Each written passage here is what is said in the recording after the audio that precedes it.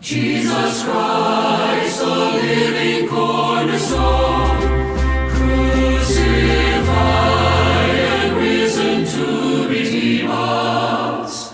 We adore and worship Him alone. 시편 14절.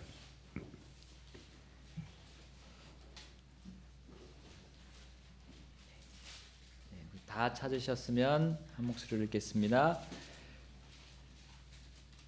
시작.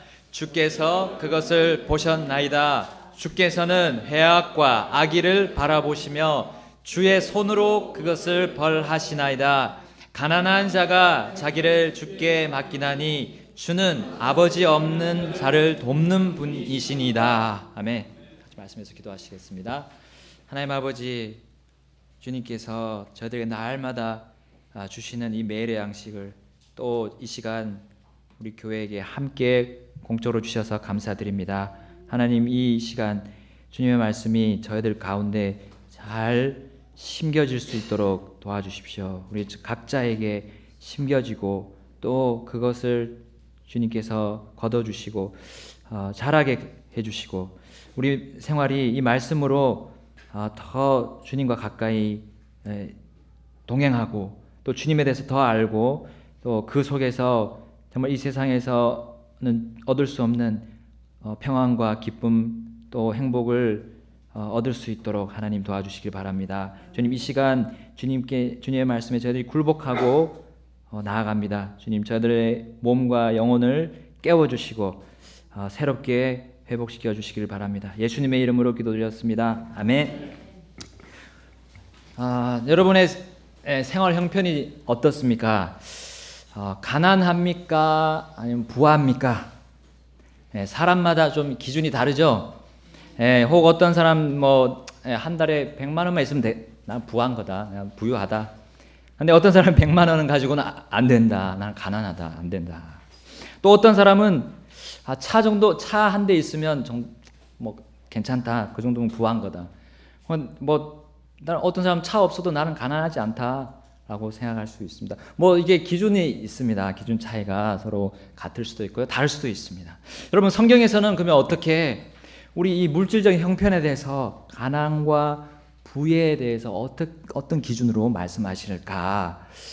여러분, 성경에서는 아버지나 남편이 없는 그런 생계를 부양해 줄 보호자가 없는 그 상태를 가난하다고 말씀하고 있습니다. 그 물질적인 가난하다는 말씀을 하고 있습니다. 여러분, 그리고 결국 밖으로 나가서 이렇게 떠돌아다니는 그런 나그네, 구걸해야 하는 그런 나그네를 성경에서는 가난하다라고 말씀하고 있습니다. 여러분, 오늘 본문에서도 그렇게 말씀하고 있거든요. 주는 아버지 없는 자를 돕는 분이시다라고 말씀하고 있습니다. 여러분, 특히 이 성경에서 과부에 대해서 또 말씀합니다. 디모데전서 5장 9절에 이 60세 이하의 과부는 수에 넣지 말라 했습니다. 근데 이 과부는 어떤 사람이냐? 디모데전서 5장 5절에 보니까요, 이제 참 과부인 여자로서 외로운 자는 하나님을 신뢰하고 계속해서 밤낮으로 간구하며 기도하거니와 하고 5장 10절에 또 보게 되면 디모데전서 5장 10절에 보면 선한 행위로 인하여 좋은 평판이 있어 혹은 자녀들을 양육하며 혹은 나그네들을 묵게 하며 혹은 성도들의 발을 씻어주며 혹은 고난받는 자들을 구제하며 혹은 모든 선한 일을 부지런히 따른 자라야 하리라, 이렇게 말씀하고 있습니다. 그래서 하나님께서는 이 교회 안에서 과부의 그런 모습이 어떠해야 하는가에 대해서 보여주고 있는데요.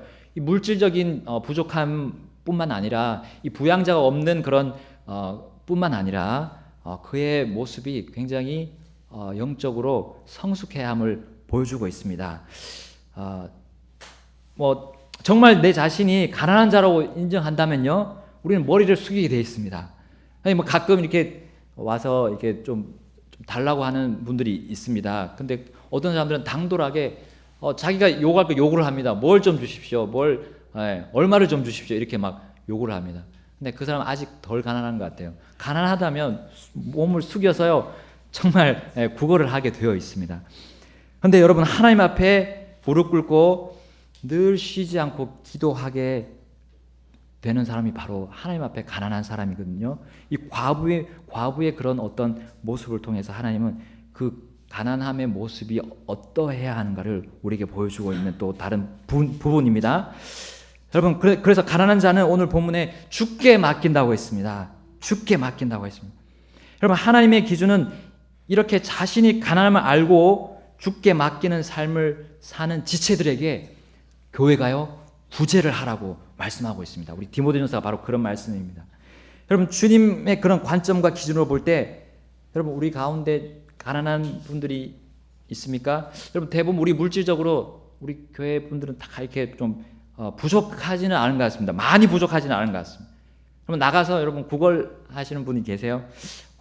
없는 걸로 저는 알고 있는데 그렇다 할지라도요. 그렇다면요. 우리가 물질적으로 가난하지 않다면 우리는 나보다 좀 더 없는 분들에게 우리는 그들을 도와줘야 됩니다. 주님께서 그것을 원하십니다. 주님이 도와주면요, 주님이 주라고 하시면 우리는 거기에 또 따라야 하는 것입니다. 여러분, 우리 교회가 구제 헌금이라고 하는 사랑의 헌금이 있습니다. 우리 교회 회원이고 지체라면 이 헌금에 우리가 자원해서 동참하는 사람들에게는 하나님께서 반드시 거기에 대해서 갚아주시라고 믿습니다. 여러분, 한 교회 지체는 권리도 있습니다. 근데 의무도 있는데요. 그 의무는 물론 하나님의 사랑의 기초가 되어야 되는 의무입니다. 그래서 내가 지체를 돌아보는 것, 그리고 그들을 위해서 기도한다면 그거로 끝나는 것이 아닙니다. 사랑의 구제 헌금에도 내가 참여하는 그런 희생도 또 자원해서 드리는 희생도 필요하다는 것입니다. 여러분, 말로만 우리 뜨거운 사랑을 할 수는 없습니다. 주님께서 뜨거운 사랑을 하라는데 우리 지체들 간에 말로는 할 수 없습니다. 여러분, 100원도 좋습니다. 1000원도 좋습니다.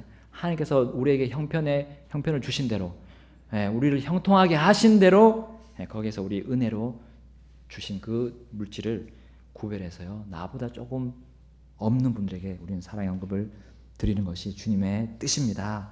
여러분, 성경을 통해서 하나님께서는 가난한 자들, 이 과부와 아버지 없는 자들, 그리고 나그네를 내버려 두거나 소홀히 하고 또 심지어 학대하는 자들에게 엄중히 꾸짖으셨습니다. 여러분, 신명기 14장 29절에 이렇게 말씀합니다. 너와 함께 나누는 몫이나 상속재산이 없는 레위 사람과 내 성문 안에 거하는 나그네와 아버지 없는 자와 과부가 와서 먹고 배부르게 할지니라. 그리하면 주 내 하나님께서 내가 내 손에 하는 모든 일에서 내게 복을 주시리라. 아멘.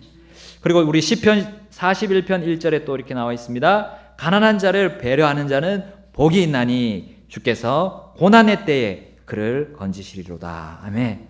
또 이사야 10장 2절에 이렇게 말씀합니다. 궁핍한 자를 따돌려 공정한 재판을 받지 못하게 하고 내 백성의 가난한 자들로부터 권리를 빼앗아 과부들을 탈취물로 삼으며 아버지 없는 자들을 강탈하는 자들에게 화가 있을지어다. 경고하셨습니다. 우리 예수님도 경고하셨죠. 마태복음 23장 14절에 서기관들과 바리새인들아 위선자들아 너에게 화가 있을지어다. 너희가 과부들의 집을 삼키고 거칠애로 길게 기도하니 그런즉 너희가 더 큰 정죄를 받으리라. 아멘. 여러분, 이 외에도요 수많은 구절을 통해서 가난한 자들을 바르게 대할 때 하나님께서 반드시 우리에게 복을 주신다고 약속하셨습니다. 그러나 돌보지 않는다면 반대입니다. 화를 내리신다고 말씀하셨습니다. 주는 자가 복이 있다는 말씀 우리 많이 듣고 있습니다.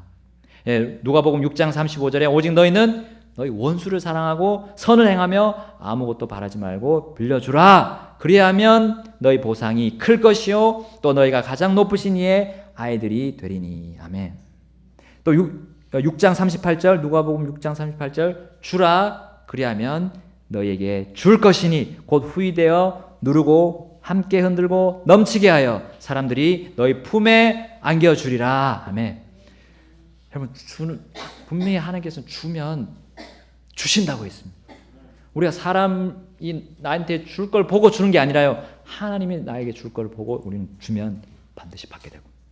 여러분, 경험하신지 모르겠는데 그렇게 해보십시오. 반드시 하나님께서 그 말씀을 지키시고 그 약속을 지켜주실 것입니다. 그때 더 기쁨이 더 넘칠 것입니다. 주는 기쁨을 그때 알게 될 겁니다. 여러분, 하나님은 가난한 자를 돌보신다는 그 말씀을 수없이 주셨습니다. 욥기에 보게 되면 36장 15절에 그분께서는 가난한 자를 그의 고난 중에서 건지시며 또 학대당할 때 그들의 귀를 여시나니. 시편 35편 10절에 내 모든 뼈가 말하기를 주여 누가 주와 같으니까. 주는 가난한 자를 그보다 훨씬 강한 자에게서 건지시고 참으로 가난한 자와 궁핍한 자를 노력하는 자에게서 건지시는 이신이다 하리이다. 아멘. 마지막으로 시편 140편 12절 거기도 이렇게 말씀합니다. 주께서 고난당하는 자와의 사정과 가난한 자의 권리를 옹호하실 줄을 내가 아나이다. 아멘. 네, 가난한 자들 우리는 살펴야 됩니다. 먼저 이것을 먼저 말씀드렸고, 이제 본문으로 가서 이 가난한 자의 더 깊이 있는 것들을 또 살펴보겠습니다. 시편 10편의 말씀은 사실 누가 썼는지는 우리 나오지 않습니다. 근데 앞뒤 이 19장이나 11편을 보게 되면 9편이나 11편을 보게 되면 다 다윗이 썼어요. 그래서 많은 분들이 이제 시편도 역시 다윗이 썼을 것이다라고 그렇게 추측을 합니다. 일단 다윗이라고 우리 생각하고 한번 보도록 하겠습니다. 다윗이 언제 이걸 썼느냐? 1절을 보니까요. 오 주여 어찌하여 멀리서 계시나이까? 어찌하여 고난의 때에 숨으시나이까? 이렇게 시작하고 있습니다. 다윗이 고난을 받았을 때입니다. 우리 잘 아시는 그 다윗이 도망 다녔을 때, 사울 왕에게 도망 다녔을 때 썼던 것으로 생각하고 한번 보도록 하겠습니다. 다윗은 사울의 신하였습니다. 그리고 차기 왕으로 세워질 그런 기름 부음을 받았던 미래가 창창했던 그런 젊은이였습니다. 청년이었습니다. 이미 취업 자리가 다 완료, 이미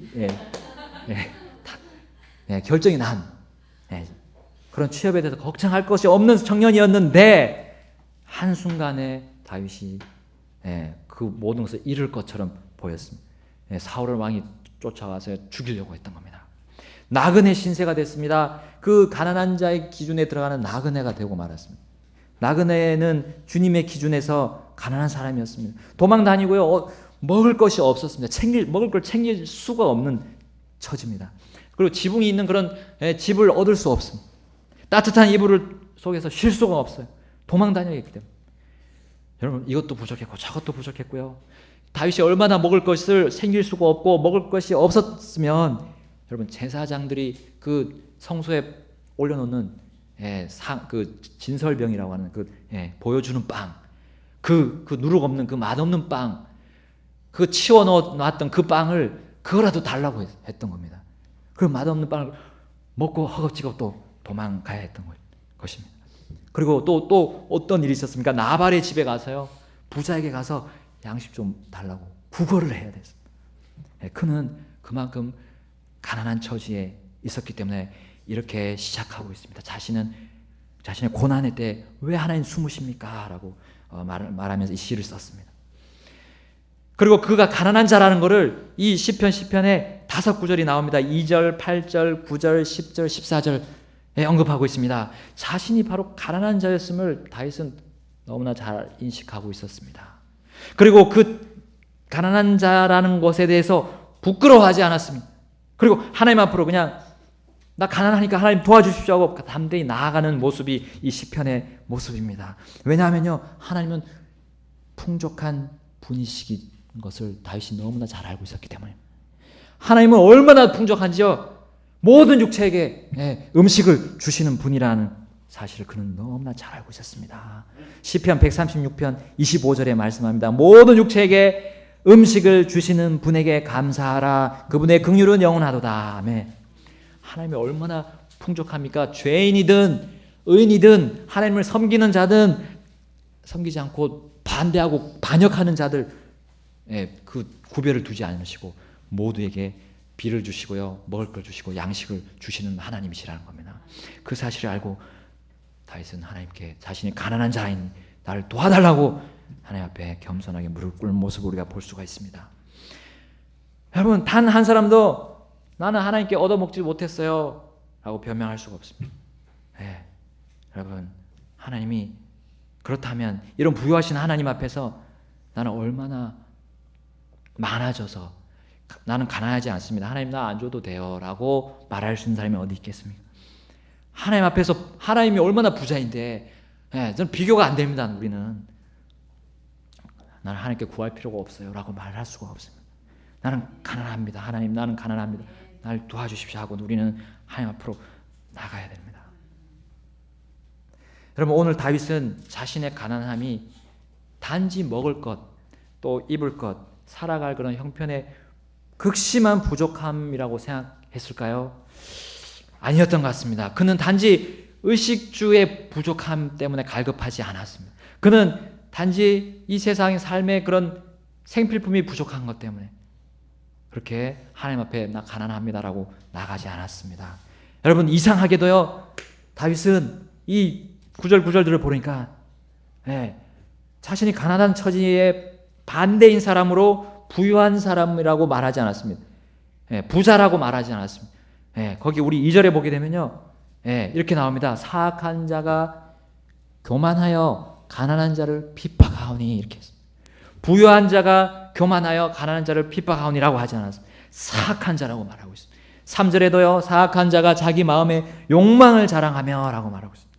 4절에 보니까 사악한 자는 자기 얼굴의 교만으로 인하여 하나님을 찾지 아니하리니라고 말하고 있습니다. 13절에 보니까 어찌하여 사악한 자가 하나님을 경멸하나이까 라고 또 말하고 있습니다. 15절에 보니까 주께서 사악한 자와 악한 사람의 발을 꺾으소서라고 말하고 있습니다. 여러분 가난한 자들을 억압하고 빼앗아가는 그런 부유층이 아닌 근본적으로 사악한 자를 또 악한 자를 언급하고 있습니다. 여러분 또한 다윗은 그 사악한 자가 어떤 자라고 말하고 있습니까? 8절에 보니까요 그가 마을의 숨는 곳에 앉으며 그 은밀한 곳에서 죄 없는 자를 죽이고 그의 눈은 몰래 가난한 자를 향해 고정되었나이다. 여러분 죄 없는 이 가난했던 죄 없는 다윗과 반대니까요 이 사악한 자는 죄 있는 자였습니다. 왜 모든 사람은 죄인입니다. 죄가 있습니다. 근데 그것을 말하는 것이 아닙니다. 사울은 어떤 죄를 범하고 있었습니까? 그 죄를 회개하지 않고요 계속해서 끝까지 그것을 정당화하고요 그렇게 죄를 가지고 끝까지 가지고 나갔던 사람. 그러니까 죄가 있는 겁니다. 하나님이 그 죄에 대해서 용서하지 않으신. 여러분 그리고 다윗은 자신과 반대인 그 사람이 사악하고요 죄가 있고요 또 교만한 자라고 말했습니다. 12절에 볼까요? 다 같이 볼까요? 시작. 오 주여 일어나소서. 오 하나님이여 주의 손을 드시고 겸손한 자를 잊지 마옵소서. 여러분 다윗은 겸손했습니다. 그러나 그 반대로 사울은 교만했던 겁니다. 여러분 교만이 어디서 시작합니까? 그 사악한 것의 기본이 교만입니다. 교만해서 그 사악함이 커지고 그리고 자신의 죄를 인정하지 않고요 회개하지 않고요 용서를 구하지 않습니다. 그 교만이 얼마나 큰지를 우리는 너무나 잘 알고 있습니다.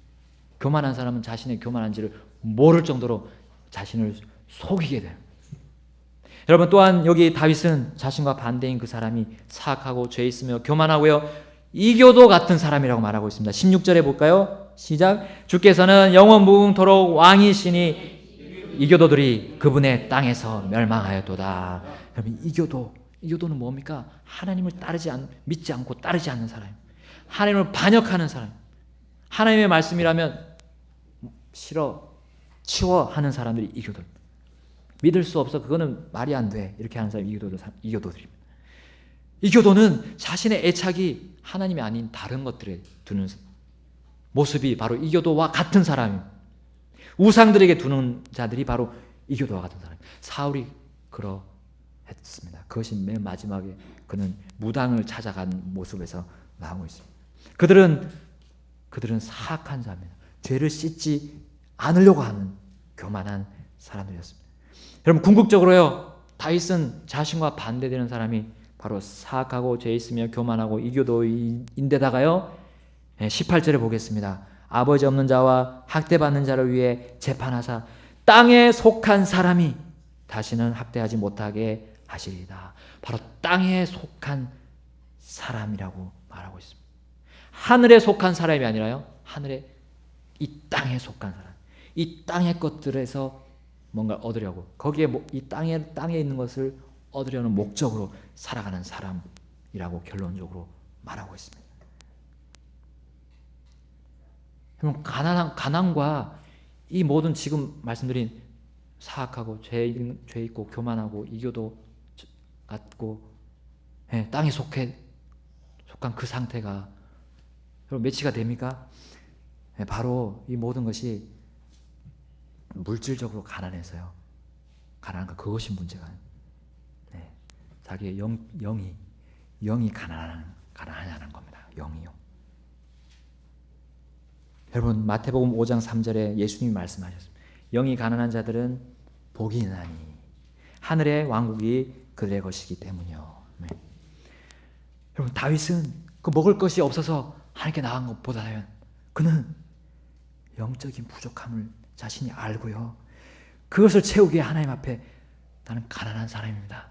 나를 도와주십시오 하고 지금 시를 썼던 겁니다. 여러분 다윗은 어떠했습니까? 죄에 대해서 민감했습니다. 자기가 죄가 있지 않은가, 자기 마음속에 죄가 있지 않은가 항상 살피고요. 하나님, 내가 악한 게 있지, 내 속에 악한 것이 있는지 나를 봐주십시오. 내가 보지 못하게 돼 하나님 나를 봐주십시오. 우리는 우리의 잘못들을 보지 못한다는 그는 그렇게 간증하고 있습니다. 시편에서 그렇게 간증하고 있습니다. 나는 잘못을 내가 찾을 수 없다. 하나님께서 찾아다 주십시오. 나를. 그래서 내가 하나님과 그 관계가 멀어지지 않도록 나를 붙잡아 주십시오. 그것이 나의 생명이고 내가 살아갈 힘입니다. 라고 다윗은 주님께 자신을 완전히 겸손하게 낮췄던 겁니다. 그렇기 때문에 그가 하늘에서 받을 상속을 기대할 수 있었던 겁니다. 이 땅에서요.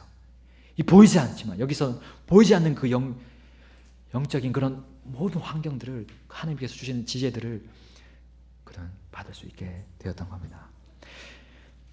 여러분 예수님께서는 복 있는 자가 영이 가난한 자라고 말씀합니다. 왜냐하면 그 사람이 주님께 그 가난함 때문에 주님께 나아가서요 무릎 꿇을 수 있게 됩니다. 무릎 꿇을 수 있는 그 힘이 거기서 나옵니다. 아무나 주님 앞에 맡기고요 자신을 다 맡겨드리지 못하는 겁니다. 여러분 이런 사람을 주님은 보살피겠다고 약속하셨습니다.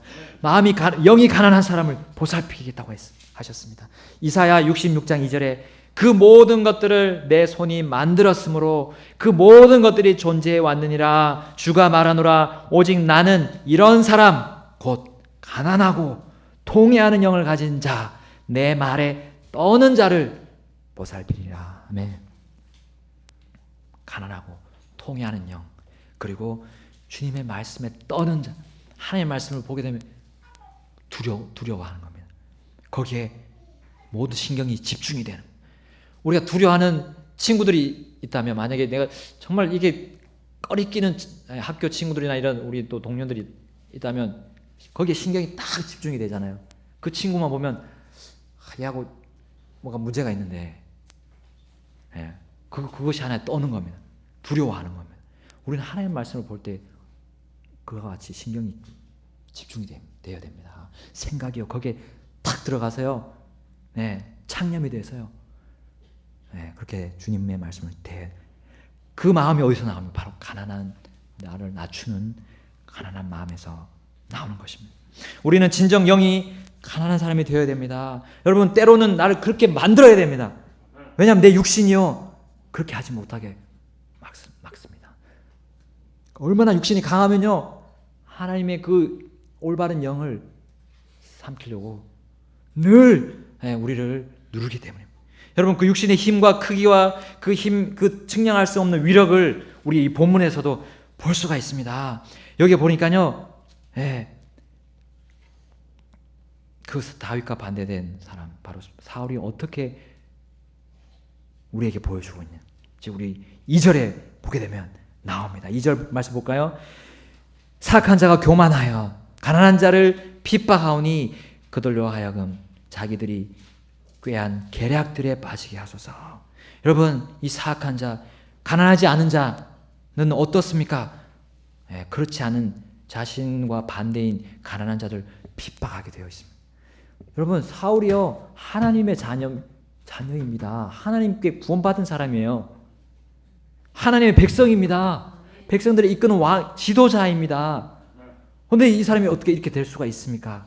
예, 이것이 바로 육신의 그 위력입니다. 우리가 감당하지 못하는 육신의 위력입니다. 여러분 3절에 보십시오. 3절에는 자기 마음의 욕망을 자랑한다고 했습니다. 여러분 우리가 이 더러운 욕망이 더럽다는 걸 우리 알고 있습니다. 이것이 우리를 망친다는 걸 알고 있는데 자랑하게 된답니다. 자랑하게 된다. 이 도대체 얼마나 육신의 힘이 강한지를 우리가 보게 됩니다. 3절에 보니까 또 탐욕을 부리는 자들을 주께서 몹시 싫어하는 자인데도 그 사람들 축복합니다. 축복해요. 그들과 함께 기뻐합니다. 같이 죄를 지어가며 기뻐한다는 거예요. 여러분 이게 바로 육신의 힘입니다. 4절에 볼까요? 하나님을 찾지 않습니다. 하나님의 백성인데 하나님을 찾지 않아요. 그 생각 속에 하나님이 없습니다. 이게 바로 육신의 위력입니다. 5절에 보니까요. 그는 하는 일마다요. 다른 사람들에게 고통을 줍니다. 하는 일마다 고통을 주는 거예요.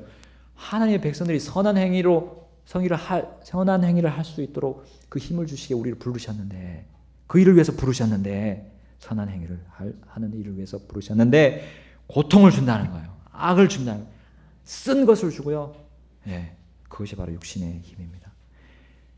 6절에 보니까요. 스스로 착각 속에 빠지게 하는데요. 어떤 착각이냐면요. 나는 이렇게 살아도 나 이런 육신적으로 살아도 결코 역경에 처하지 않을 거야. 흔들리지 않을 거야 라고 자부를 합니다. 예, 어떻게 이렇게 자기를 스스로 속이는 힘이 어디서 나옵니까? 육신의 힘이 거기서 나옵니다. 그리고 7절 볼까요? 그는 늘 저주를 하고요. 속이고요. 사기를 치고 하나님의 자녀가 사기를 치고 해로운 또 쓸데없는 헛된 말을 하게 된다는 겁니다. 어떻게 이렇게 할 수가 있습니까? 육신 하나님께서 원하시는 것을 이겼기 때문에 우리가 그렇게 선택했기 때문에 내가 그 육신을 선택해 성령이 아니라 육신을 선택했기 때문에 그렇습니다. 9절에도 나옵니다. 숨어서 몰래 속입니다. 가난한 자들을 주님께 겸손한 그 가난한 자들을 속여서요. 그를 잡아서 넘어뜨리려고 합니다. 10절에 결국 그렇게 말합니다. 자신을 낮춘 가난한 자들을 넘어뜨리는 모습을 볼 수가 있습니다. 여러분 사울은 이 모든 것을 다윗에게 자양했습니다. 그렇게 행했습니다. 왜냐하면요. 사울은 하나님 앞에서 그 자신이 가난한 자임을 인정하지 않았기 때문에 그가 죄를 범하고 그 죄를 계속해서 정당화했기 때문입니다. 자신의 잘못을 그냥 완고한 마음으로 덮어버렸던 겁니다. 자신의 그 영적인 부족함을 애써 부인했습니다. 하나님 저는 괜찮아요. 하나님 먹을 것 입을 것 주시잖아요. 그런데 이 정도 잘못도 그냥 넘어가 주시지 않으신가요? 저는 그렇게 믿을게요. 이렇게 자기를 속여가며 그렇게 세상을 살았던 겁니다. 그래서요 결국에는 이 정욕에 빠진 자들 그들과 함께 합세해서 다윗을 쫓아갔던 겁니다. 주님께 자신을 다 맡기지 않고요 완고하게 버티는 사람 여러분 그는 하나님의 자녀일지라도요 마귀 사탄을 쫓게 됩니다. 마귀 사탄이 세상에 뿌려놓은 그런 쾌락들을 쫓게 됩니다. 나를 기쁘게 하고 내가 좋아 보이는 거 그것만 향해서 쫓게 됩니다. 그곳에서 만족을 얻으려고 합니다. 여러분 그것이 무엇입니까? 우리 각 개인마다 다 다른 우리의 눈에 좋아 보이고 매력적이 보이고 그래서 빠지게 하는 것이 무엇입니까? 너무나 우리 주위에 너무나 유혹거리들이 너무나 많습니다. 여러분 그것을 이길 수 있는 힘은 없습니다. 단지 내가 주님 앞에서 내가 가난한 자라고 인정하는 그 마음들이 지속될 때 그 유혹을 이길 수 있습니다. 영이 가난해야 됩니다. 영이 가난해야 됩니다. 여러분 6절과 11절 말씀 우리 본문에 보게 되면 마음속으로 이르기를 하고 그 사악한 자 사울이 그렇게 얘기했던 것을 우리에게 보여주고 있습니다. 그는 마음속으로 이릅니다. 왜냐 하나님이 자기의 마음을 모른다고 생각합니다. 내가 생각하는 것을 모르겠지 하고 착각해버립니다. 하나님은 우리 모든 것을 다 아십니다. 우리 의도를 다 분별하시고요. 내가 왜 이 일을 하는지, 왜 내가 이 경배 자리에 와서 왜 경배를 하는지에 대한 의도도 다 아십니다. 주님. 그러나 육신에 사로잡힌 그리스도인은 하나님이 나를 모른다고 생각합니다. 착각해야 합니다. 그것이 바로 육신의 길. 스스로 속게 됩니다. 그러나 14절 말씀 어떻게 나옵니까? 주께서 그것을 보셨나이다. 주께서 그 사악한 자의 그 속이는 그 마음 보셨나이다. 그 마음속의 동기를 하나님께서 다 보셨다는 겁니다. 그리고 그의 사악함은 주님이 다 찾으셔가지고요, 그 사악함대로 심판하시고 징책하실 거라는 것을 15절과 16절에서 말씀하고 있습니다. 여러분, 우리 주님을 믿고 관계를 맺은 지가 여러분 각자 얼마나 지났습니까? 수년, 혹은 수십 년, 구원받지 몇 달 정도밖에 되었지 않았다면 주님을 잘 모릅니다. 아직. 그러면 하나님께서 이해하실 겁니다. 근데요, 세월이 수년 흐르고 수십 년 흘렀는데도 아직 내가 가난하게 되어서 하나님께 맡기는 그런 경험들을 하면서 주님께로 오는 그런 기쁨을, 그걸 맡기면서 얻는 기쁨을 얻지 못했다면 뭔가 문제가 있습니다. 뭔가 문제가 있습니다. 그러면 하나님은 우리와 관계를 깊이 맺길 원하시는데 그 일이 뭐냐면 우리가 주님 앞에서 가난해지는 겁니다. 낮아지는 겁니다. 주님 앞에서 모든 것을 맡기는 겁니다. 그러면 맡겼어요. 내 생활 형편 이것을 주님께 다 그냥 감사합니다 하고 드리는 겁니다. 그 일을 계속 하실 겁니다. 하나님께서는. 내가 만약에 구원받은 하나님의 자녀라면 그를 위해서 고난도 주실 겁니다. 단련하십니다. 근데 아직 그것을 못 받으셨다면 뭔가 문제가 있습니다. 이 경험을 못했다면 아직 뭔가 문제가 있습니다. 육신을 따르는 길은 오늘 보았듯이 사악함의 길입니다. 육신을 따르는 길은 죄를 정당화하는 길입니다. 자기 가난한 것을 인정하지 않는 그 길은 교만한 길이고요. 결국 주님을 믿지 않는 사람들의 그 길로 가는 이교도의 길입니다. 이 땅에 속한 일입니다. 하늘의 자녀들이 이 땅에 속한 길이 바로 나를 높이고요, 주님 앞에서 나를 낮추지 않는 모습. 그 길을 가고 있는 사람은 어떻게 됩니까? 늘 다른 사람들에게 상처를 주게 될 겁니다. 좋지 않은 인상들을 남기게 될 겁니다. 자신에게도 결코 유익을 주지 못하는 것을 알면서도 애써 그걸 부인하고요, 아니야 자신 스스로 속이고 주님 앞에서 점점 멀어져서요, 더 이상 돌이킬 수 없는 상태까지 가게 될 것입니다. 그가 받을 몫은요, 사망뿐입니다. 헛된 것뿐이라고 오늘 본문에서 말씀하고 있습니다. 여러분, 다윗처럼 나는 주님 앞에 여러분 늘 부족한 자라고 시인할 것입니까? 아니면 사울과 같이 그렇게 나갈 것입니까? 선택은 우리 각자에 달려 있습니다. 우리의 기대하는 바가요, 무엇입니까? 보통 우리는 물질적으로 풍족하기를 원합니다. 네, 맞습니다. 그러나 그것이 다가 아닙니다. 우리의 기대하는 바가, 가난한 자들의 기대하는 바가 영원히 사라지지 않겠다고 시편 9편 18절에 약속하고 계십니다. 궁핍한 자들은 항상 잊히지 아니하며 가난한 자들의 기대하는 바는 영원히 사라지지 아니하리니. 그럼 여기는 물질적인 가난한 자가 풍요로워지는 그 기대가 아닙니다. 영적으로 가난한 자가요, 하나님께로부터 받는 그 마음, 우리 깊숙한 그 속에서 속이 풍족해지는 것을, 그 기대를 주님께서 잊지 않고요, 그 기대를 반드시 이루어 주신다고 약속하셨습니다. 여러분, 우리의 기대하는 바는 가난에서 해방되는 겁니다. 물질적인 풍족함이 아니고요, 이 우리의 마음 깊은 그 속에 풍족함입니다. 여러분, 물질적으로 풍족했던 솔로몬 전도서에서 말했습니다. 욕망의 끝이 없음을 그런 전도서에서 말하고요, 그 끝이 헛되다라고 말씀하고 있습니다.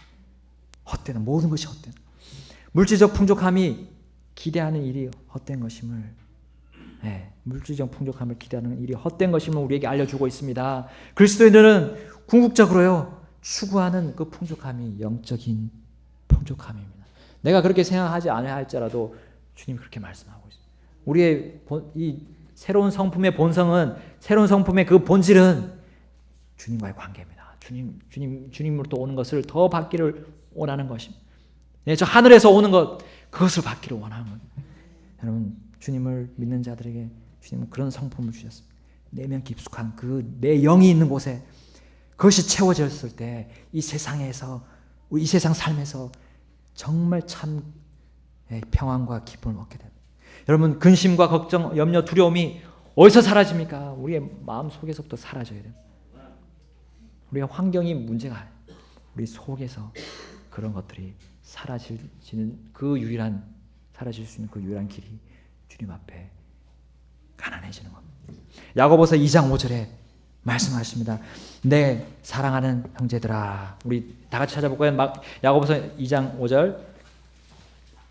야고보서 2장 5절입니다.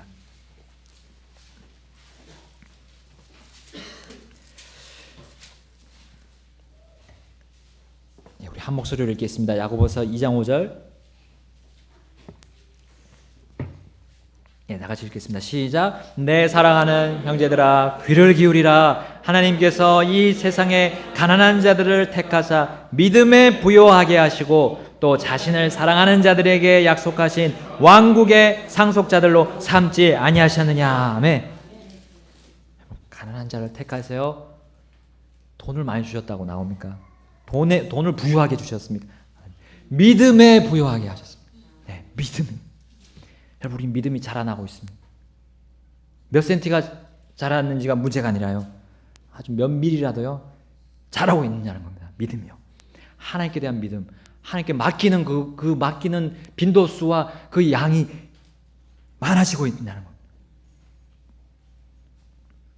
어제보다 오늘 더 커지고 있습니다. 하나님에 대한 그런 갈망, 하나님의 말씀에 그런 그 갈급함, 하나님의 그 오묘한 진리를 맛보고 싶은 그런 그런 욕구가, 그런 좋은 욕구가 계속 나오고 있냐는 겁니다. 그러려면 우리는 가난한 자가 돼. 나를 낮춰야 됩니다. 나는 계속해서 하나님의 그런 지위까지도 올라가려고 하는 그런 육신이 내 안에 아직까지 있기 때문입니다. 여러분, 주님 앞에 가난한 자가 되려고 하십니까? 그러면요, 우리는 하나님께서 약속하신 상속, 왕국의 상속을 기대하게 될 겁니다. 그러지 않으면, 가난하지 않으면 그 별거 아닙니다. 이 세상에 누릴 게 너무나 많거든.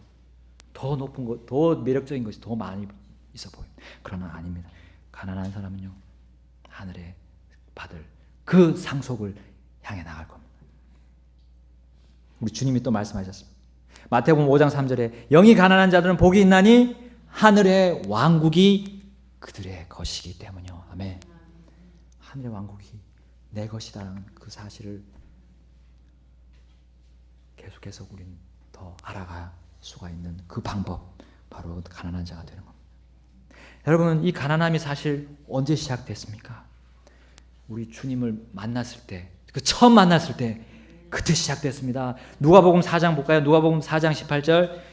누가복음 4장 18절 보겠습니다. 누가복음 4장 18절입니다.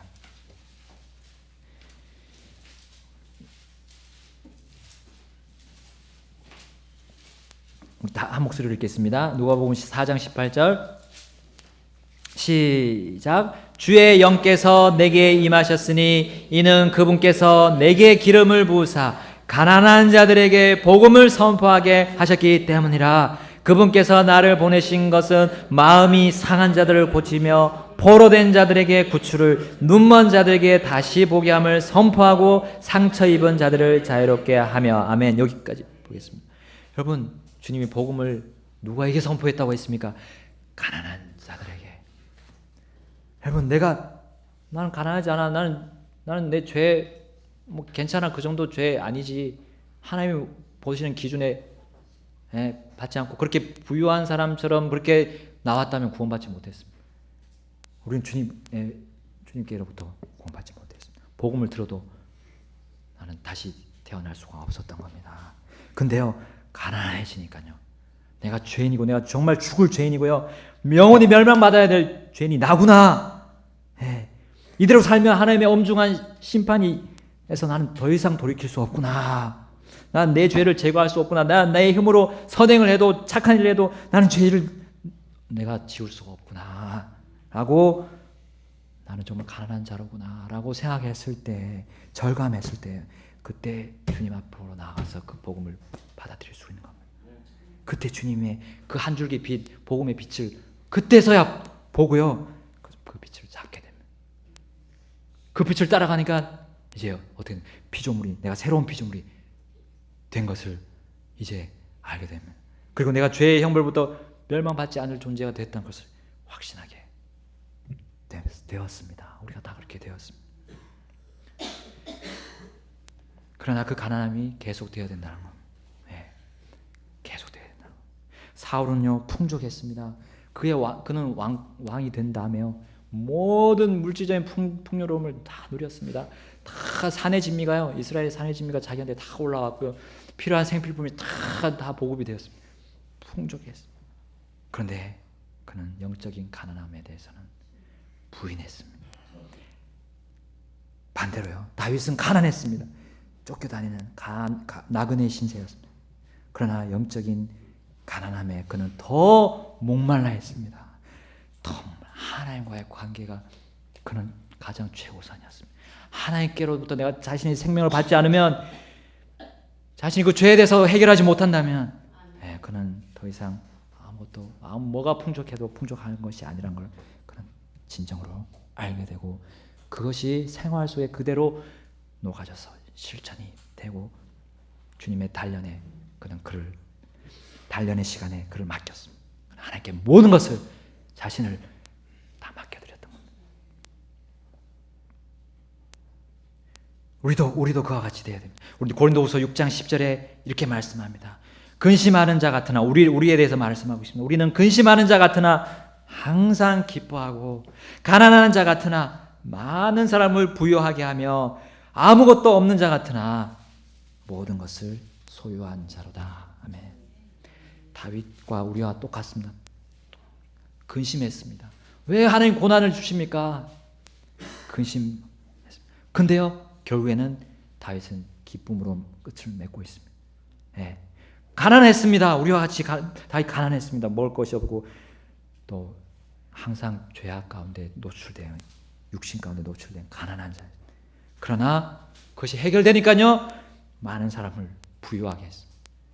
네. 가장 높으신 하나님, 모든 것을 주관하시는, 정말 측량할 수 없는 것을 가지고 계신 하나님을 알게끔 우리가 하고 있지 않습니까? 우리를 통해서, 나 자신을 통해서 보여주게 되는 것입니다. 하나님을 보여주게 되는 겁니다. 동민형제가 아까 간증했습니다. 그런 하나님을 보여주게 됩니다. 변화되게 합니다. 그래서 사람을 변화되게 합니다. 여러분, 아무것도 없습니다. 그러나 모든 것을 소유한 하나님이 우리 아버지시기 때문에, 내 아버지가 부유하면 나도 부유한 겁니다. 뭐가 가난합니까? 뭐가 부족합니까? 시편은 고난과 근심과 가난 없는 것으로 시작합니다. 그러나 그 마지막은 기쁨과 부요와 소망과 정말 웃음으로, 마지막에 웃는 자가 웃는 겁니다. 웃음으로 끝이 납니다. 여러분, 시편 16절 18절을 보겠습니다. 우리 다시 본문으로 가세요. 시편, 과연 그러한가 보겠습니다. 시편 16절에서 18절입니다.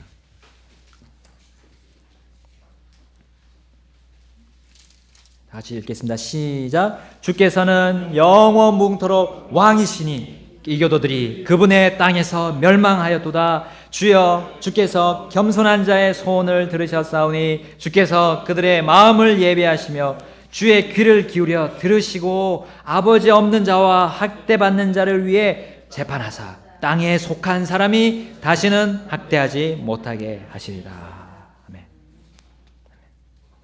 가난한 자에 속할 것입니까? 부한 자에 속할 것입니까? 주님 앞에서 어떤 자에 속하실 것입니다. 여러분의 우리 각자의 선택에 달려 있습니다. 하나님께 나가겠습니다. 기도하시겠습니다.